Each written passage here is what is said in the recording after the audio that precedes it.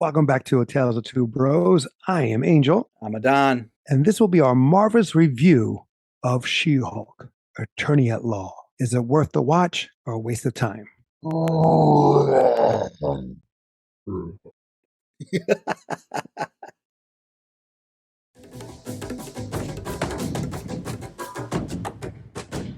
If you're interested in finding ways to save money beyond gas, groceries, or at certain restaurants, please check out the description below. It's not a sponsor, but again, our way of saying thanks of checking us out. And hey, everyone can need a help here and there, right? Spoilers. She-Hulk Attorney at Law is currently streaming on Disney Plus. It's safe bet to say it's going to be an ongoing series. There's 9 episodes that just played, or 9 episodes for the first season. I'll say it off the bat right now.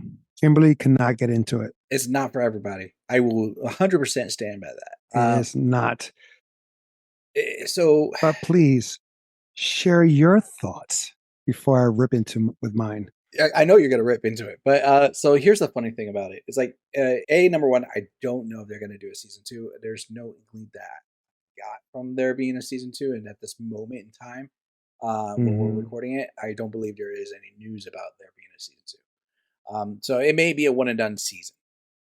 That being said, for me, I actually did enjoy it. I was a big fan of Sensational She-Hulk, those comics that were back in the day. Not the original Savage She-Hulk or the original She-Hulk where they first introduced her.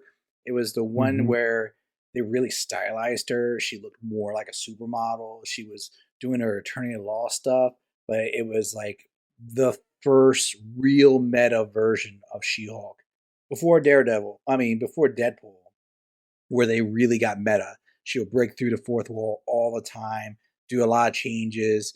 They'll change the story, end the story as they're doing it. Before you continue, she broke the fourth wall before Deadpool? She did, yes. Okay. So it's not Deadpool got that from She-Hulk. Okay. So it's a thing that's there. I know that's going to be a lot of people who weren't familiar with her character in that origin. They're going to be like comparing her to Deadpool for breaking that fourth wall and be like, "Oh, you're just copying." It's the other way around. He just did it with a lot more cussing. Speaking of that, the cussing part.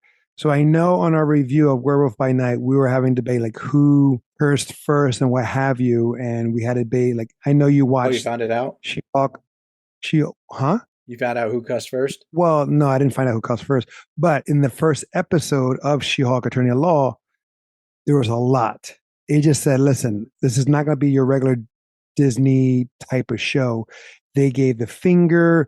They were vocal a couple of times, not as violent as Werewolf by Night. And I believe, again, there was other, I think Moon Knight or another show did curse prior, but it was just like one. Here, they did it multiple times. Oh, yeah. And I think they're getting comfortable, and I guess they're getting prepared since Deadpool is now part of the MCU and their third film coming up. Well, Disney said they're not going to deter or change what Deadpool has done for 1 and 2 in the first 2 films. And now they have, I guess, the Legends, or whatever you want to call it, when they have Daredevil, Luke Cage, Jessica Jones. They have all the X-Men films on their streaming platform. So I guess they're being a little more open-minded. I want to say they're being a little bit more conscious and like flexible, I guess, depending on the content. Flexible is a better way to describe it, but go on. For me, I enjoyed it. But I enjoyed it watching it with the full-on thought process of, oh yeah, this is going to be torn to shreds by a lot of people. This is a show that me as a niche fan enjoys wholeheartedly, knowing 98% of the people that are out there are not going to probably enjoy the show. You're right. There are some good moments. Some of the best moments are because of the guest characters they have. Like when they introduce Wong and Madison. Madison. Is it Madison or the chick in the episode where Wong goes to court? Oh, the party girl. You were like the Madison. I'm sorry, Madison. I thought you forgot it was Murdoch, but never mind. Oh no, they did have Matt Murdock, which right. We'll talk about. I'm sure you have some comments about that, and we'll talk about that. Abomination, so forth like that. I would say like the Wrecking Crew, which was hilarious. As like the Wrecking Crew is a serious group, but also comical in their own in the comics. They get poked at a lot. Here's my thing where like Agents of Shield, they brought in a character from the Wrecking Crew that can transform when he touches an object. He turns a The tree, he Absorbing turns like Man. yeah. And they had that. Well, they didn't have it here, but he was part of the Wrecking Crew, and this Wrecking Crew was a little different. True. I don't know what kind of technology they had or they used. I wasn't sure if it's I think from they the same. mentioned it in the scene where they were in the circle where they were all talking about like their Right. you know I can't remember. it's like he's like yeah, I got like this alien Asgardian crowbar kind of thing. He doesn't even know it himself what he has. Hmm. But now they confirmed they have vampires. Right. He kind of reminded me of that character we mentioned before from the Venture Brothers in a way. Yes, the You Blackula. know. Yeah. So I mean, But it as a comical series, I would uh, say it's better as a comical series. that's it. Could it Yeah, you have could to it look at it that lose way. some episodes? Yes. Oh, This is definitely. one of the few times I'm gonna say bring it down to 6. I was at like at first I was like Hmm. happy for 9, and then I bring it down to 6. I would have been okay. So here we go. What was your favorite moment or episode? Honestly, I think the Daredevil episode was probably my favorite. Episode 8. Okay. Yeah, I mean, I like And 9. I guess episode 8 and 9 because he's in both of them. true. 9 was actually really good too for all the same reasons why I like the show. I actually enjoyed episode 1 because it was like arguably the fastest origin story I've seen to date for any Marvel character that they've done. Even though they got it wrong, but okay. They just updated it currently. It's Well, I pretty mean, close. from what I remember, is Okay. that she was dying and she needed like a blood transfusion in the comic books. I don't know exactly what, I can't remember. It was cancer or something. Oh, it was And a car her, accident. it was a car accident. Yeah, it caught, And but it was by a mob hit that didn't quite kill her. okay. And Bruce Well, did transfuse blood. Yeah. I think he believed that his gamma blood would save her, and it did. And it gave her the abilities, and she was able to have better control than he did. That's from what I remember. And from here, where they both had the accident, and this the whole scene, it did remind me, and they went to it or they acknowledged it in episode 9, where she's in the car accident, she's trying to move the car and things like that, The and whole she 1970s look of it from the right. opening. But the thing is, the 1980s show with Bill Bixby and Lou Ferrigno, there is an episode where Bruce is having a dream or something like that. No, not having a dream. He has a thing where he's in love and they crash. It's not raining. It's not like that. But he can't flip the car over to save his wife. And it's like adrenaline rush where there's a talk where this woman who was able to do it to save her son. She did not hulk out, but the adrenaline was able to get her to push. That's one of those episodes back in the day. I saw what they did here on this with this updated version, and I kind of like, all right, I respect that. I can see what they're doing, but it was kind of comical in that way. In this, the whole episode, not the rescuing, but that first episode set the pace. It let us know what we're about to expect. But it felt to me like overkill on some aspects. Yeah. And there were some parts which just cringy, like with her and Mega 3000 or Stallion, whatever her name is. I mean, I don't listen to her music anyway. So that girl, I was like, the Oh, one she was, Titania. no, Mega 3000, whatever, Stallion, Mega T, whatever freaking name is. Megan Thee Stallion. Yeah, Uh, whatever. I Yeah, think her. she played herself. I know that, but it was just cringy when you're doing the dancing, the twerking scene. It was like uncalled for. It was also nice in a way. In the first few episodes, they'll have a end credit scene, not needed. I thought, like you would think it would help move the story along. It didn't. And for me, like my favorite episode was, or two, actually, was episode 8 and episode 9, only because Matt Murdock, Daredevil, showed up. I don't care. It was yellow and red. That's paying homage to his original costume. Granted, he can't see it; he doesn't know what he's wearing. But it's the guy Lucas, The designer. which I love. He's great. He was from the flight attendant on HBO Max. I like him. He did a great job. And I liked in episode 9 where they paid homage when she's having it's not she thinks she's dreaming, but they play the whole sequence of the 1980s Hulk with Bill Bixby and Lou Ferrigno, where she's testing herself with a gamma ray. She's trying to change a tire and hulks out, and then tosses it. That I liked. And then where you don't want me angry. You won't like me if I'm angry. That part, and I was thinking, when am I going to see this? Because I saw this in the trailer. When am I going to see this? But those were the only two episodes I really enjoyed. Everything else was like, let's get it on. Where's the threat? Where's the story? What's happening here? I think that's why Kimberly, she was getting bored of. She didn't know what was happening. What is the real story here? I mean, this is different where you have a female heroine. We had this in Ms. Marvel, but that story with her getting her powers and her finding her place felt faster. It felt smoother. Here, it just seemed like it just prolonged and prolonged and prolonged. I was hoping to see Daredevil go at it on the thugs. It felt like they were about to do that and like a reprise his scene in the hallway when he in the original Netflix version, Yeah. where it's like nonstop, uncut, and then She-Hulk just crashes the party and ends it right there, which was okay, all right, fine. It just felt to me as a whole, they tried too hard. They tried to emulate what was happening in the books and Ferris Bueller. And she was doing more of the Ferris Bueller part. What do you think? Do you agree or not agree? It's definitely more of the Ferris Bueller part in that sense. This show is definitely not supposed to be taken seriously whatsoever. Set aside the small fight scene between her and Hulk in episode 1, which is arguably that's not even a fight. It's like a spat more than a fight scene. Still cool. Yeah, no, it's still cool. The only real fight scene was around episode 8. Episode 9 barely was even a fight scene in there. It was just it was dialogue. It's a court comedy show. That's what it is. I mean, it's comedy centered around an attorney character. That's all it is. Well, and then you had the fight with her and Titania at the wedding. I mean, there was some song there's small like the fights between her and the demon characters when they Wong goes to court scene episode, which is also one of the funny. That was one of the funniest episodes for me too. It just felt like all over the place. Like you said, I would have been fine with 6 episodes too, if they just got to the point. If they made it less and I mean, the ending didn't make any sense with bringing the sun in. Well, I felt like Kevin said that. Fan service. What? Because remember when in episode 9 the Hulk smashes through, right? And she's like, "Hold on, who shows this?" And she goes, "Whoa, whoa, whoa, whoa!"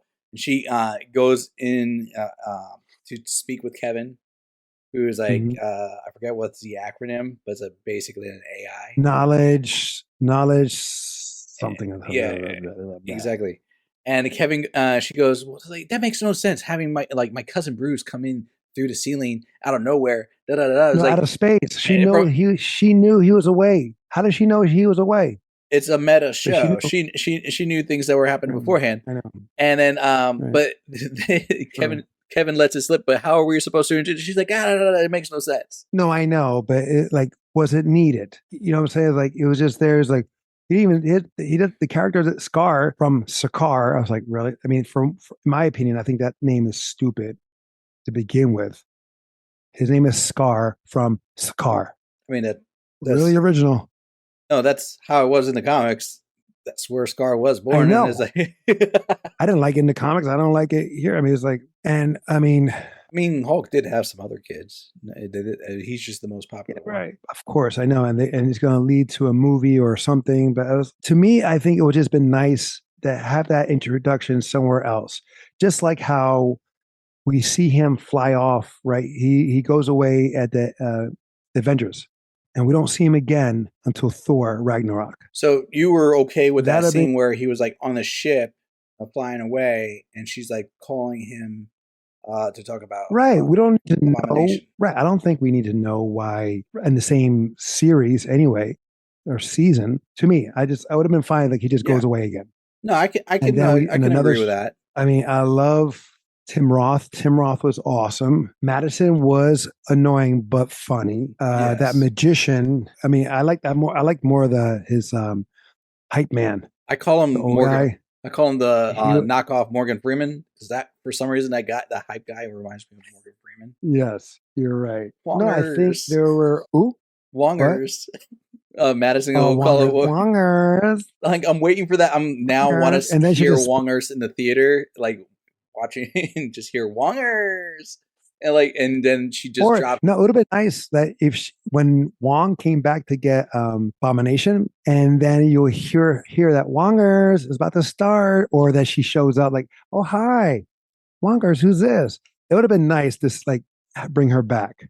True. Yeah, she was annoying, but there's like he kind of grew on you real quick. She did. The dynamic of her like Uh, spoiling Sopranos for him was right, hilarious to me.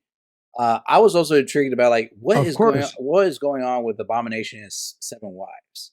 Like they introduced that and they're like, it's just a weird thing, and they never touch on it Well, it was eight actually. again. It was, I think it was eight, Eight but wives? no, was it seven? Oh, no, I think that was Mr. Immortal. He had eight. No, he says like, oh, he goes. Mr. Abomination Immortal goes had to like eight. seven soulmates. Right. Mr. Had Immortal, the wives. he had eight. Well, seven wives and one husband. That's exactly. They brought them in, and they didn't like. Would it make sense if they were at the retreat with him, helping taking care of the land or Yeah. whatever the facilities? Like, they're more like they became maids, so like that. No, they was just. Uh, Another thing is like, yeah, the CGI was horrible. Hawk looked fine. He didn't look fake. I mean, I guess is that we're used to seeing him, but the way he moved and compared to her, like when she walked, she looked like a fake person. The mannerism was like, granted, there was another person playing She-Hulk. They actually had a person standing there, and then they guess they CGI'd the regular actress into that, which I find it Wait, so they didn't use the mocap like they did with the for the Hulk? not with like Mark Ruffalo or Josh Brolin, where Josh Brolin will be talking and then to represent the height, Mm-hmm. they had like a head sticking up. So even though he'll talk and they're like same height or same pretty much eye level, the head of Thanos will be up higher. So they'll be playing to the head, to that picture, whatever it was, to represent the height and scale of the character. Where they had an actual person.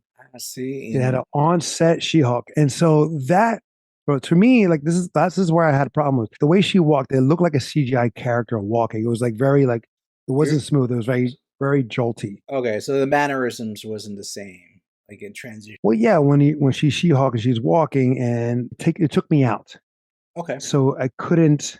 But like with when the Hawk, I guess they put more money into him and it looked more realistic. Even Abomination looked better. I don't know.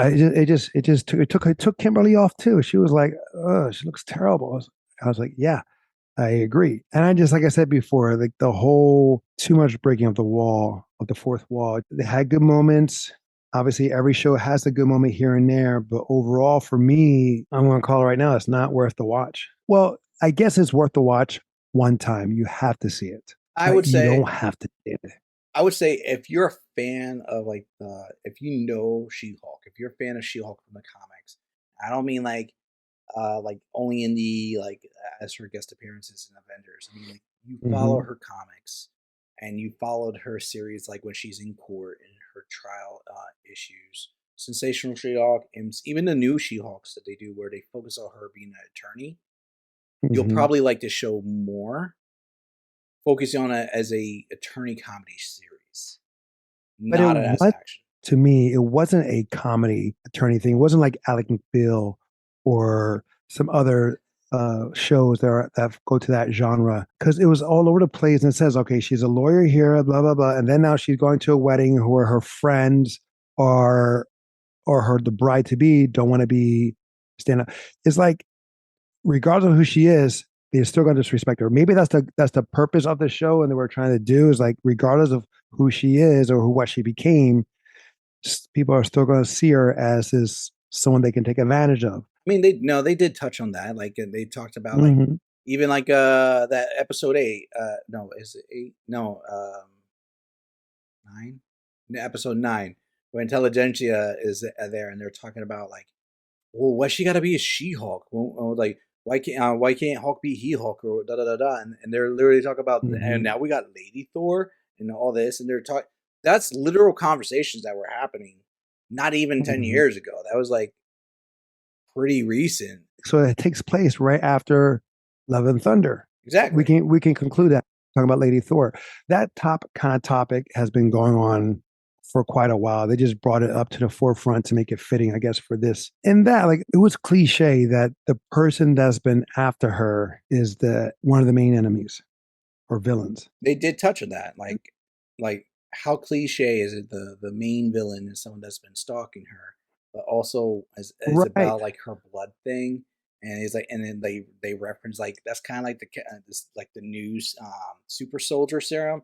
I was like, and they start going into that. But that was already established with the first, not the first Hulk, but the one with Ed Norton, that they all brought that in and where they trying to replicate the super soldier serum, which made Captain America and Captain America. And then they go into it later on, more explaining like that's how the Iron Man suit became, even though it was not necessarily how it formulated, but it made it look like Yeah, they tried to find the next super soldier. They couldn't do it with the science in the sense of yeah, but drug. that's the whole purpose of a cliche. It's like something that's already pre existing, that's already been touched on. We're just rehashing that. But what I'm saying is like, why do that? Why waste that time? Why waste like the whole ninth episode or majority of the ninth episode in that? Why not just make it something else? Like, why do all that when you could have just done it where they ended up doing anyway? Cut all that out. It could have been the lawyer, her boss. It could have been maybe her best friend. It could have something like that, where it's just like, At the same time, like one could argue that the fact that the whole meta breaking thing to just change the ending to what would have been a cliche ending to Marvel big fight climax fight and no, the but no, monster it didn't have was to. the It didn't. change up. They didn't have to have a big fight.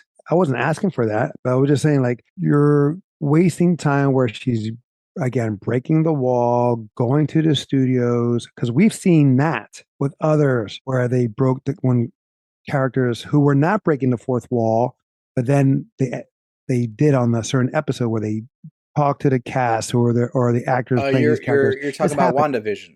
Not just one division, but I'm talking about other shows. They've done it. I can't remember the top of my head right now in the sense of that, but we have seen it before. Like kind of also like a Wizard of Oz kind of thing where Kevin is the grand wizard, whatever you is not the person, is a machine behind it.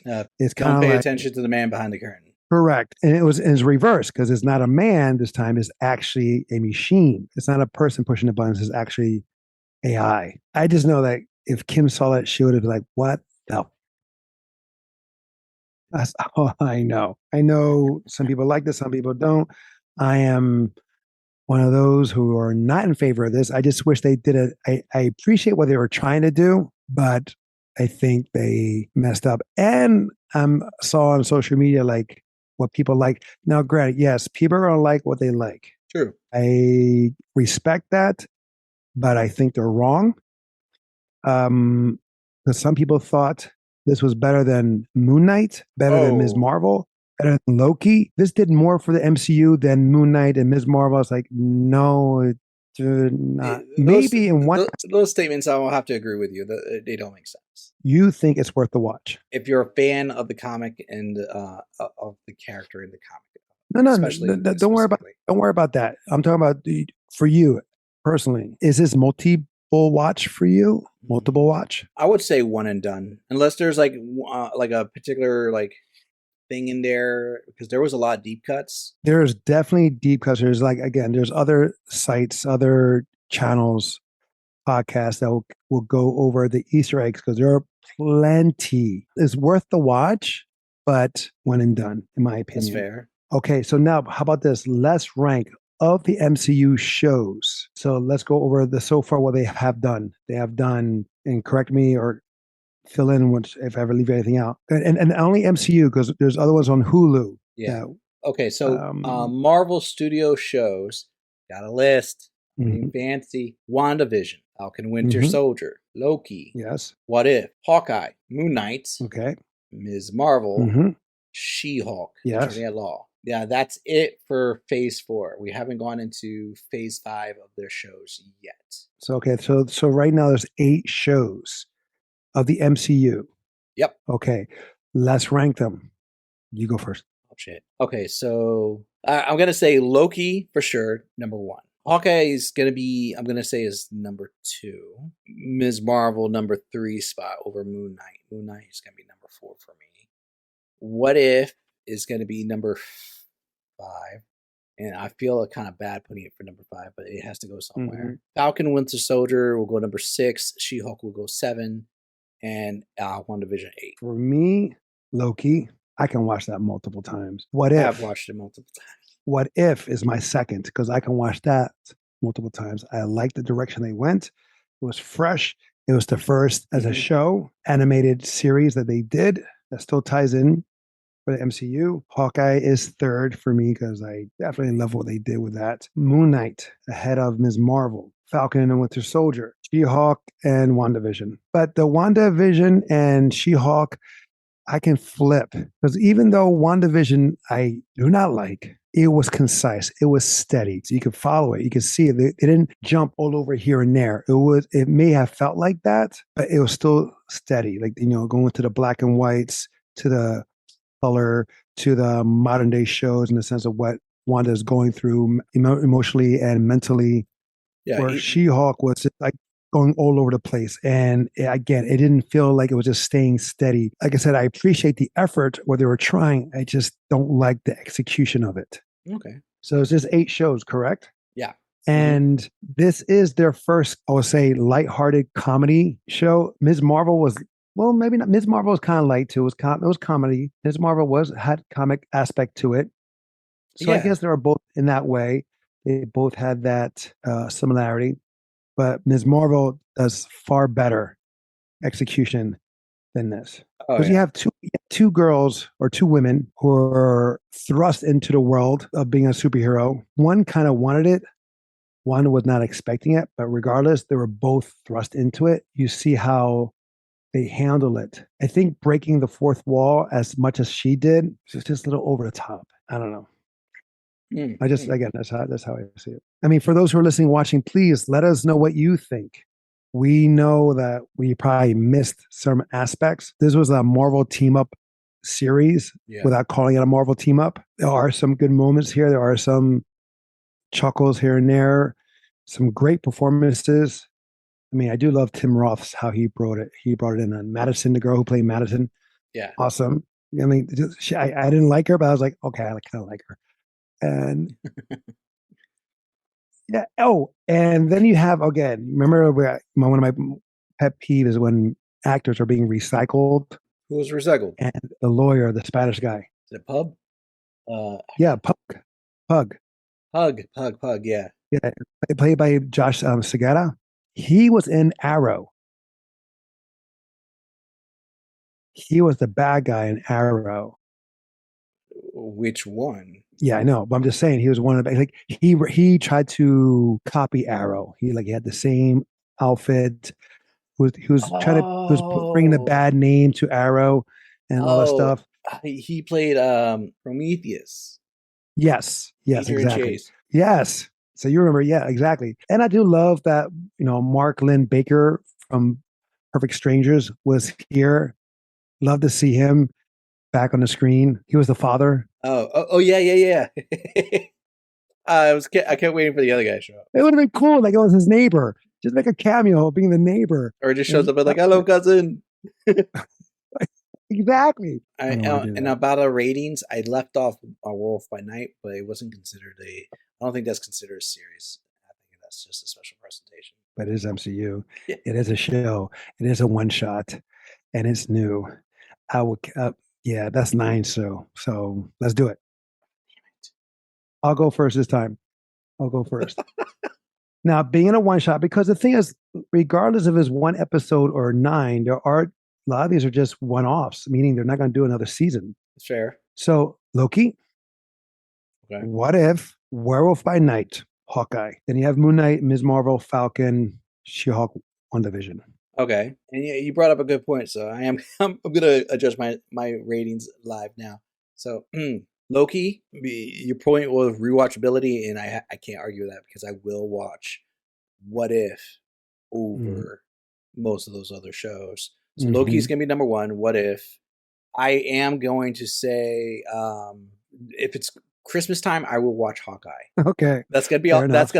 that's a Christmas show for me now. So I Yes, plan to watch it yes, again this year. I am gonna say Werewolf by Night will become a Halloween thing for me. So I will watch that again too. yes. I will watch Moon Knight over Ms. Marvel again. Okay. I did like Ms. Marvel a lot, but I will watch it Mhm. over again. That leaves me with Falcon, She-Hulk, and WandaVision. Yeah, those first 3 episodes of WandaVision are just so hard. Just See, or and the that's overact, and the that's where I acting's think just it's hard. like really different. Like because say they were both 6 episodes, then Hmm. it'd be a lot harder because like Hmm. the first three It'll be tighter. episodes, It'll be tighter, and yeah. it would be tighter. But like the first Mhm. 3 episodes, you could easily drop that out from WandaVision and still have a very concise show.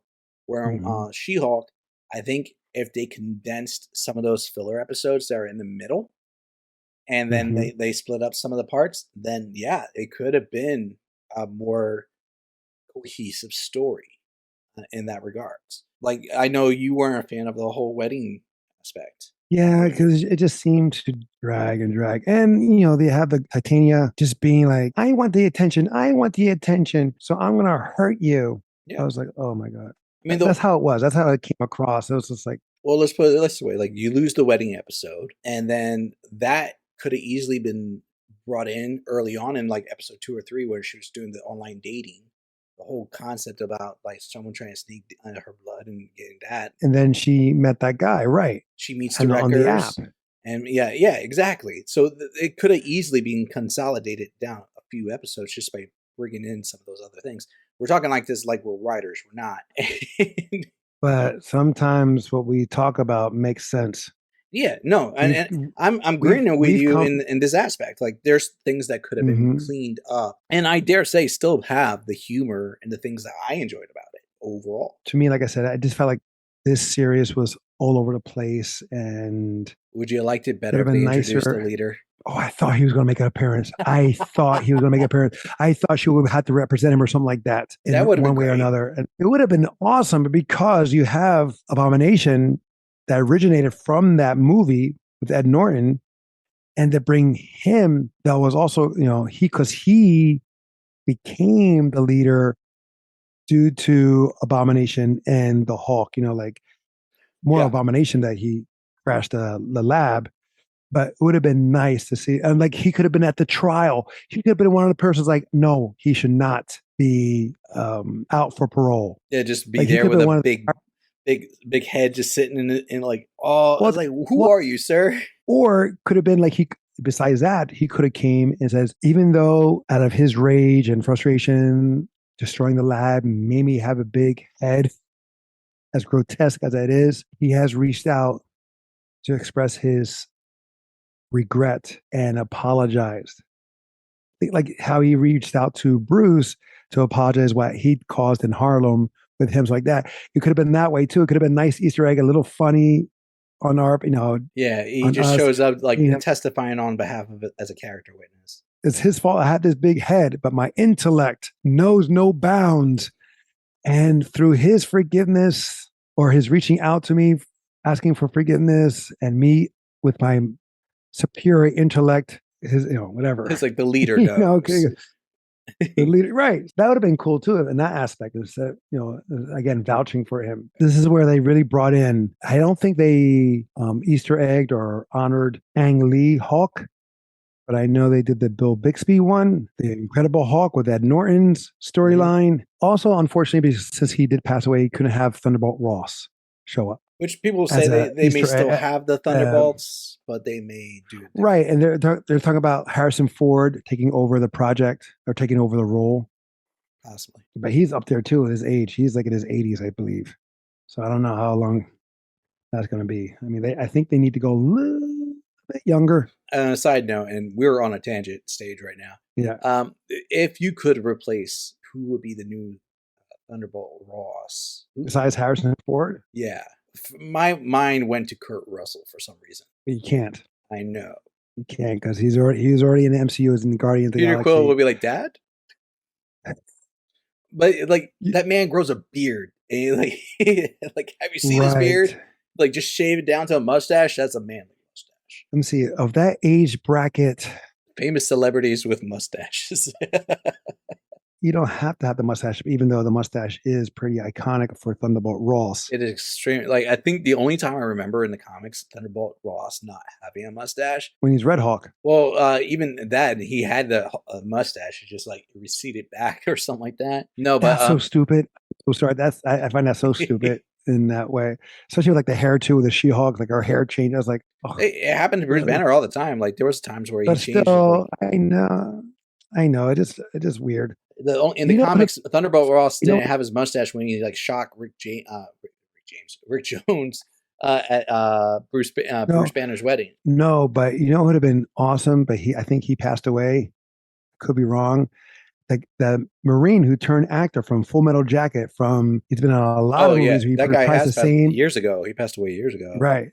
But he would have been awesome as Oh, Thunderbolt Ross. what about is Sam Elliott still around? Yes. I think he is he in the MCU? He's not in the MCU yet, right? No, but he did play Thunderbolt Ross already in the Ang Lee version. Perfect. It ties in. That would have been it. Oh my God. That would be it. Because he did play him. Yeah. He has that mustache. And you know what? That I think that will be perfect. You know, that would work. I'm looking up like oh my God, famous celebrities yes, with mustaches. Like oddly enough, Will Ferrell kind of looks the part a little bit too. Like there's a pic now, Will Ferrell with a mustache, like I know, doing a serious role. With Sam Elliott, he played military before in many things, and yes, he played that role. And he's up there in the age group. He can pull that off. Kevin Feige, not Kevin Kivin, but Kevin Feige. Listen to us. Bring back Sam Elliott as Thunderbolt Ross. Bring him back for our listeners, for our watchers. Even though you may be small, but start a petition. # bring back Sam. Does he want to come back? That's another question. I don't think so. I don't think so. And then the only other person if I'm thinking like famous mustaches now, let's see here. What's more famous of a mustache? He's up there in age. I don't know if he'll be willing to do it, but Tom Selleck. That's also another good one. Magnum PI himself. Can you imagine Tom Selleck as a Thunderbolt Ross? Yeah, I definitely can. And CGI him as Red Hulk? Because the Red Hulk does get the mustache at one point. So, I mean, just imagine that stash just gets like 7 foot tall now. I'm just, who else? I mean, I don't see. I just made 2 good pulls. I should be hired on as a hiring agent. casting agent.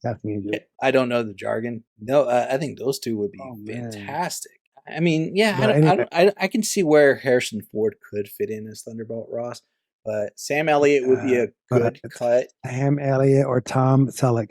You call it a bro. Would be great. Those 2. But the thing is, like, Tom Selleck's voice doesn't have the gravitas as Sam Elliott, but still good. I mean, they're both about the same age. I'm just saying, it's the gravitas. Like Tom Selleck's voice, it doesn't hold, in my opinion, doesn't hold like Sam Elliott's does. True. And he has that little Western twang. Yeah. I think that's it for us. I think we got it. I think we covered as much as we could. Anything else before we go from another tangent? I don't want to. No. We're good. We've tangented enough. Okay, guys. That will be it for us on our marvelous review of She-Hulk Attorney at Law. Until next time, will be the next time. I'm Angel. I'm Adan. Love you, bro. Love you too, bro.